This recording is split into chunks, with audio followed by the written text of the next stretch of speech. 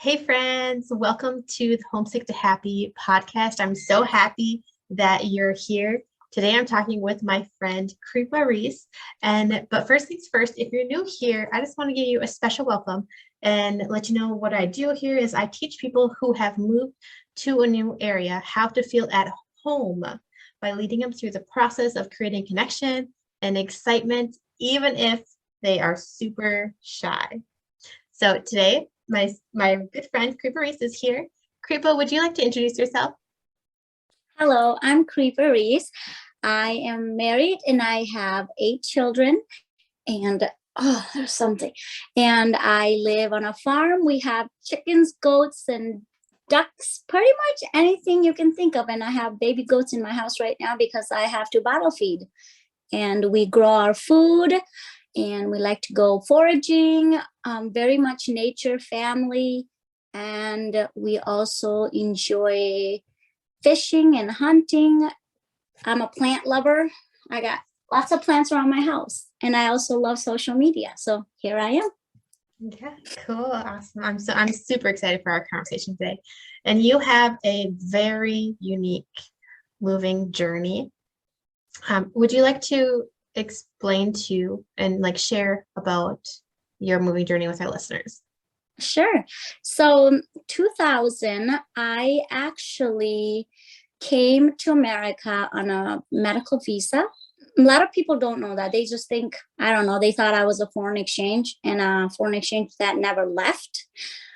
Turns out I am still here 20 years later. I have I'm a burn victim. I think that's what they call it. I have 60% of my body is burned.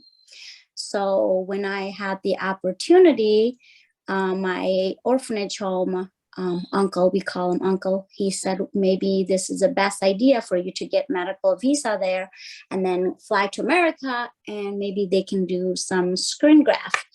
I had no idea what that meant. I just thought I was coming here and then maybe a couple months later, I was going to go back. I never went back. I was here. Well, a family decided to adopt me. A year later, it didn't work out. I don't know what happened. They never told me. So then I knew another family and they said they would like to adopt me.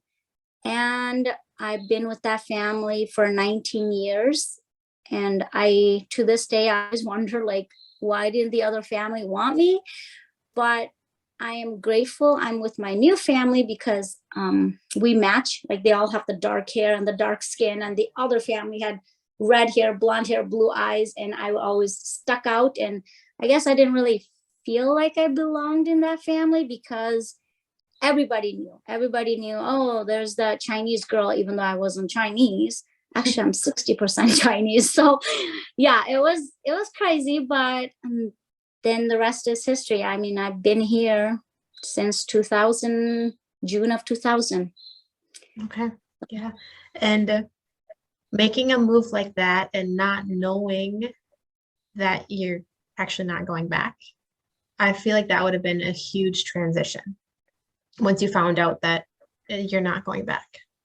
It was, and it wasn't. We heard when I was growing up not in the village, but in Nepal, in my orphanage home, like every missionaries that came they were Caucasian people. And we knew them as Americans. So we would dream of coming to America because we always heard about being successful. When you're in America, like you enter in America, no matter what, you will become successful if you work hard.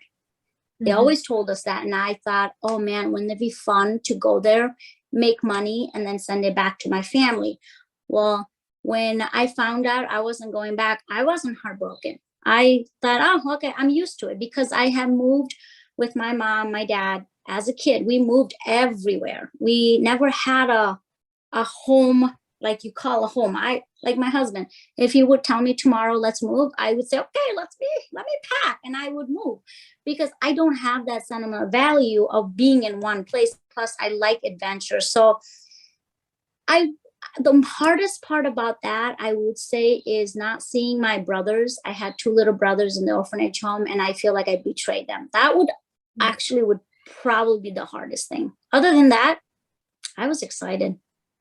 Yeah, yeah, cool. So what were some of like the big challenges that you had faced?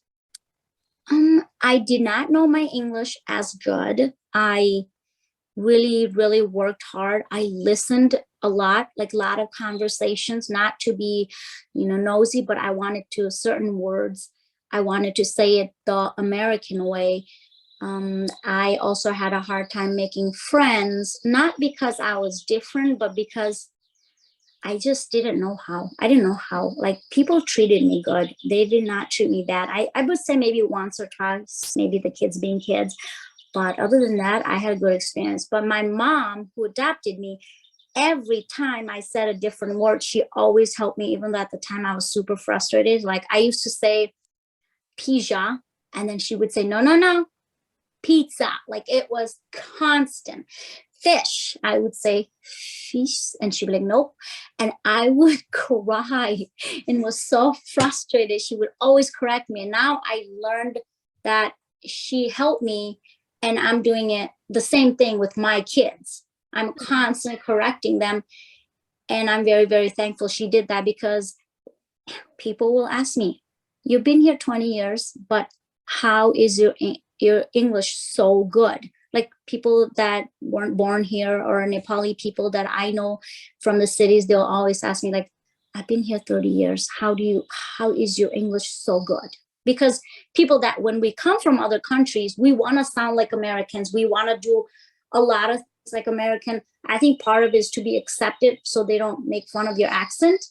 But growing up in Nepal, we learned anything you do, you put your mind and soul in your heart. You don't just half do anything. You do everything as best as you can. And I believe that's the orphanage home where I learned. And I actually kind of agree with it.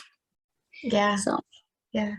Which like brings us to the next question I had for you is, what ways do you keep a strong mind? I remember growing up in an orphanage home. Yeah, they were very strict, but I always remember they told us that you can do anything you put your mind to it. I still have it. I tell my kids, and it's very hard for me when I see people struggling, because I see the best, and I have this gift where I can tell what they're good at and what they're not good at, and I want to just be there, be like, you know what? If you take this road, you are going to be successful. I just know it in my heart. And then you tell them, like, you're crazy. No, I'm not good at that. But I want to tell them, like, if you really want to be successful at certain things, if you work hard and you give in everything you got, it's going to happen. Yes. And 90% of the people, they fail because they give up. They give up right away. Like a couple of weeks they're in, oh, it's too hard, I'm done. And they give up, and then they never see them being successful. But that's one lesson I will say is, it's hard for me to see people, and I wish I could change it, but I know I can't. And so I really, really work hard on my kids. Like, if you want to be successful or want to learn something, you have no excuse. We have our phones on our hand. We can look at anything and you would be able to do it. Right. Yeah. I love that. And so what kind of things, like on that topic, do you speak into your kids to help them really grasp that concept?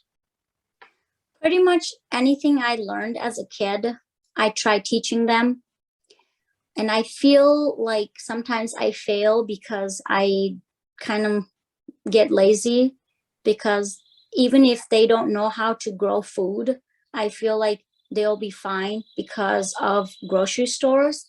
When we go in nature, I try to teach them certain things, and I kind of say, well, they really don't need to learn, because why would they? It's 2022. Who's in the woods looking for something? I mean, but then I remember how my parents taught me. So then I go back to that mode, trying to teach them. Mm-hmm. Yeah. Yeah.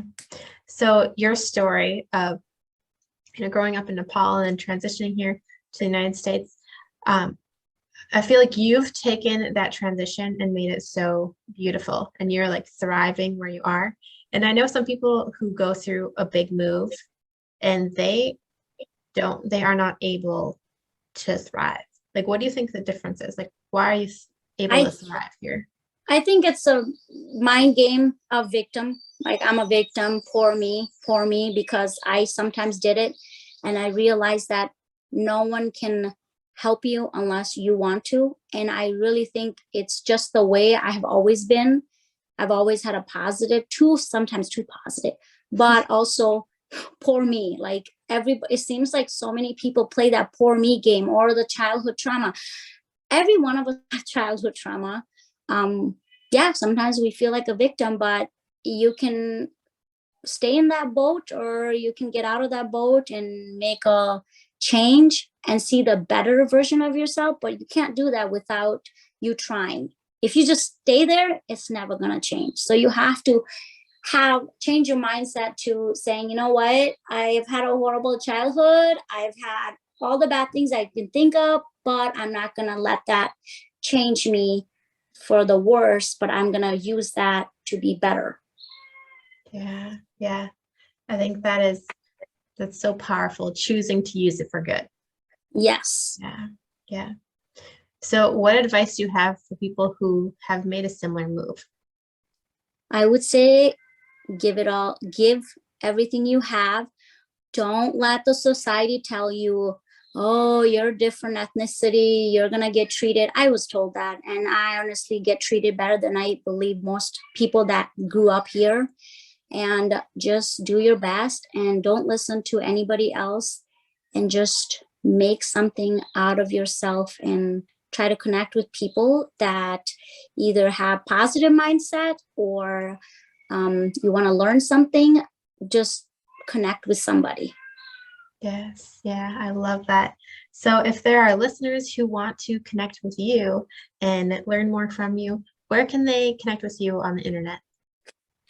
I have too many social media, but the one that I am on is Instagram, Joyful Walk. And then I just started my podcast as of last week, Joyful Talk. And then I have, website, Joyful Walk KR at squarespace.com. And I am working hard on that one. Yeah, awesome. So yes.